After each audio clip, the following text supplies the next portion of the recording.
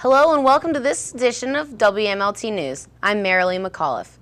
41-year-old Sabrina Smith and her roommate Amanda Willis were arrested in Beckley for an incident that happened back in September.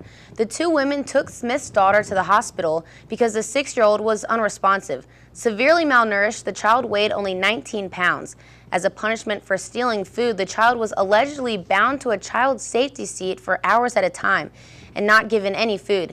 However, of the 5 other children in the house, all others were well fed and even engaged in torturing the 6-year-old. Since the incident, the mother Smith and her roommate Willis are being charged with multiple accounts, including child abuse with substantial injury. All of the children have been placed in foster homes, and the 6-year-old has gained at least 13 pounds. In other news, in the election, Congress is going to look different in January. Republicans regained control of the House of Representatives on November 2nd. Republicans gained 61 House seats to take the majority. In the U.S. Senate, Democrats lost 6 seats but held on to enough to maintain the majority. Also, Democrats lost 7 governorships to bring the total number of Republican governors to 29. In West Virginia, racist Governor Joe Manchin won the U.S. Senate seat, left vacant by the passing of long-serving West Virginia Senator Robert Byrd, with 54% of the vote. John Racy took 43% of the vote, and Mountain State Party candidate Jesse Johnson took 2%. Governor Manchin will serve out the remaining 2 years in Senator Byrd's unexpired term. Democrat Nick Joe Rahal held on to his House seat with 55% of the vote to Spike Maynard's 45%. With Republicans now in control and their sights set on the White House, many are looking 2 years ahead to the presidential election. When Governor Manchin makes the move to the U.S. Senate in January, West Virginia State Senate President Earl Ray Tomblin will become the acting governor. He will also maintain his position in the state Senate and has not ruled out holding a special election before 2012 to fill the remaining 2 years of Governor Manchin's unexpired term. West Virginia will next hold its regular election in 2012 along with the U.S. presidential election. People are not the only ones suffering from a low economy. Pets and animals are also feeling the leash tighten around monetary budgeting. Julia Spencer reports on how one animal shelter in Mercer County is coping with the change in animal intake.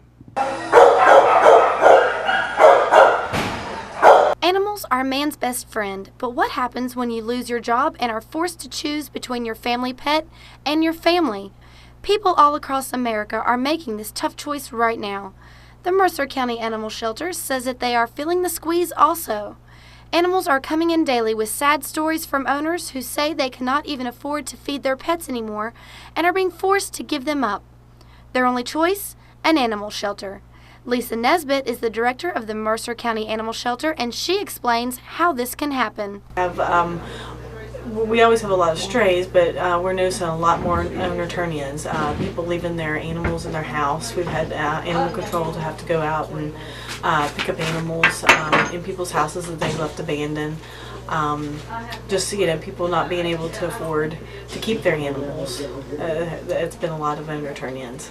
Everyone may love a new kitten or puppy, but some should not take on that responsibility if they are not financially capable. Animals are abandoned every day and brought to the shelter to be taken care of there.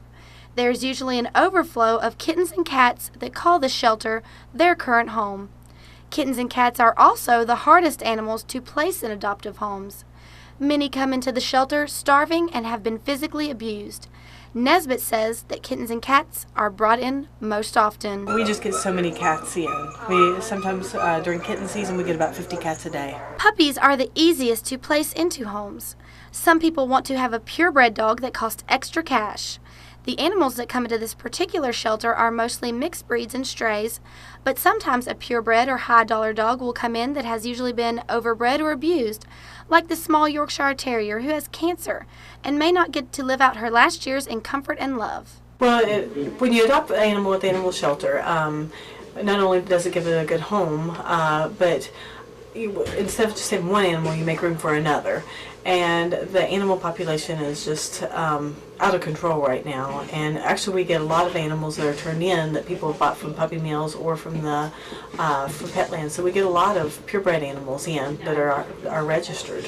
When it comes to purchasing a pet from a pet store compared to adopting from a shelter, the latter is always the better deal in more ways than one.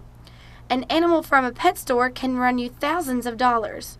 but a shelter pet is a much better bargain in money and appreciation from the animal. Prices for our dogs are $65, and that includes its first shot, its first puppy shot, or its yearly vaccination, the rabies, the worming, and the spay or neuter. And the cats are $40, and it includes all those. The Mercer County Animal Shelter works hard every day to give all these animals the love, attention, and medical care that they need to survive and hopefully be adopted into loving homes. For more information on how to responsibly adopt a loving shelter animal, visit your local animal shelter to take a tour and see if any of them capture your attention and your heart. For WMLT News, I'm Julia Spencer in Princeton. Now here with this week's Concord Minute is Taylor Shea. Thanks, Marilee. Concord hosted its 17th annual Business Challenge October 28th.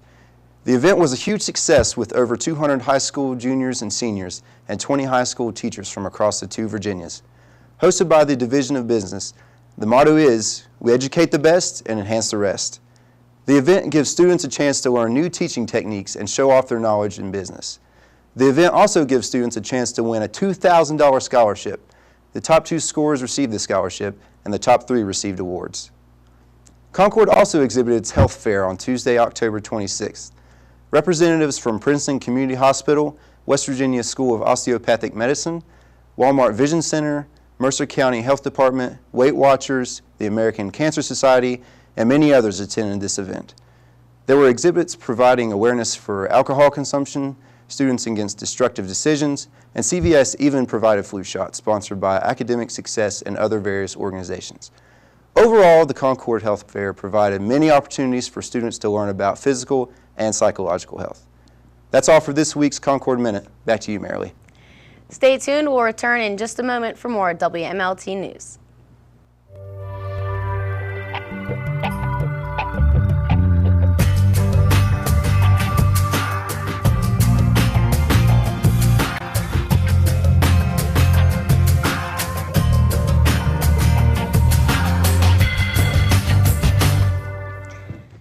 Welcome back to WMLT News. And now here with this week's Ticket or Leave It, Jamie Lee Reichert. Thanks, Marilee. Welcome to this week's edition of Ticket or Leave It. I'm Jamie Lee Reichert. Jackass 3D recently hit theaters. Johnny Knoxville and company returned for the 3rd movie. It's filled with dangerous stunts and public displays that most likely should not be performed at home. This movie is definitely going to have you laughing hysterically. If you have a weak stomach, I suggest you not go see this movie, but all of the movies out, I would say that this movie is your ticket. A movie that recently hit theaters is Due Date. Peter Hyman is a soon-to-be father, and the only thing he wants is to make it back home in time for his wife's due date. Hyman runs into all kinds of problems trying to get home, such as getting thrown off of the plane and causing him to take a road trip with inspiring actor Ethan Tremblay and his dog. Tremblay makes their should-have-been easy road trip into a dangerous ride. Along the way, they destroy cars, friendships, and Peter's last nerve. It's a movie that will have you laughing. This movie is definitely your ticket. November 19th is a day that most people have been waiting for. Harry Potter and the Deathly Hallows Part 1 comes out. Harry Potter must find the Horcrux before Voldemort finds him.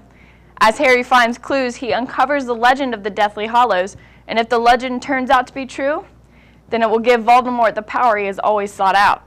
This movie is going to bring out a battle that we have all been waiting to see. Harry Potter versus Voldemort. That's it for Ticket or Leave It. Back to you, Marilee. Across the nation, federal funding for higher education has been reduced, but it wasn't just federal cutbacks that caused Concord students to lose work study. Julia Spencer reports that too many mistakes in the financial aid office last year means less money for students this year. Students across the country depend on work study to make ends meet. But this year, some students at Concord were left in the cold when it comes to work study. Debbie Turner, the new director for the Concord University Financial Aid Department, says students are paying the price for the office's mistakes. The work study got awarded out quite a bit of funds, more funds than what we had available. So we had asked students that if they had accepted the awards but weren't going to use the work study funds, that we were going to, we gave them a deadline and then we were canceling it because there were a lot of students that weren't awarded and we wanted to make those funds available for them. It is an issue students are scrambling to cope with. Turner says there is a waiting list, and in just 1 hour, 3 students came into the office in hopes of seeing their name at the top of the ladder. The wait list is a way for students to try to get their foot in the door concerning work-study money. Jose Schultz, a senior at Concord, was shocked to find out he was denied. Work-study has been his primary income since he started at Concord.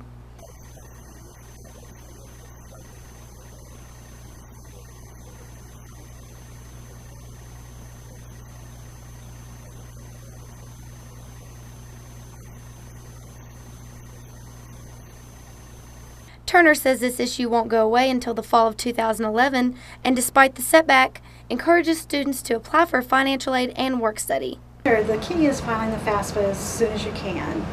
They're available on January 1st of every year, and then we ask that you do the priority deadline of March 1st. So even if the student has to do their FAFSA, they haven't done their tax returns, they can do estimated numbers and get that on filed in time, and then get it corrected when they do their tax returns.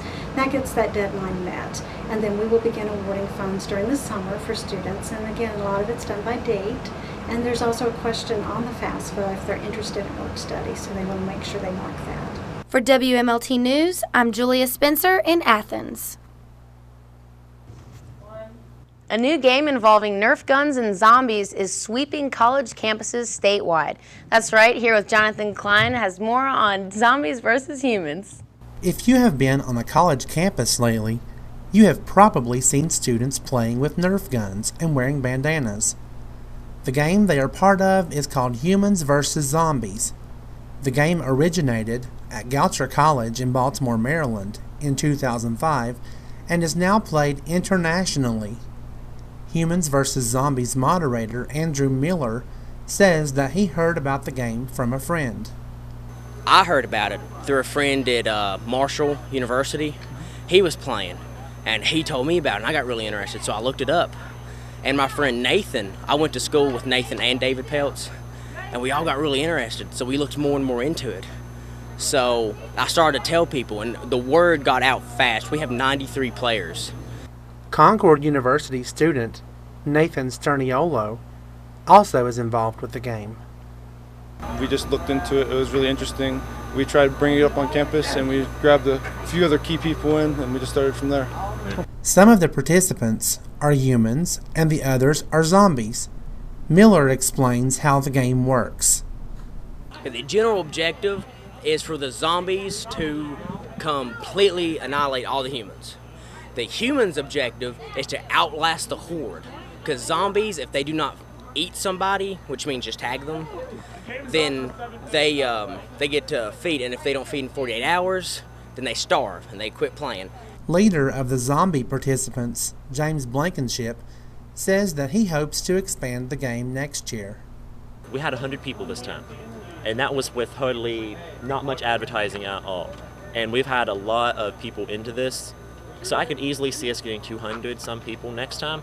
So with that large amount of people, we want to do it officially. So even though Halloween may be over, zombies are still alive and well here on the Campus Beautiful. Reporting for WMLT, I'm Jonathan Klein in Athens. From everyone here at WMLT, have a great day.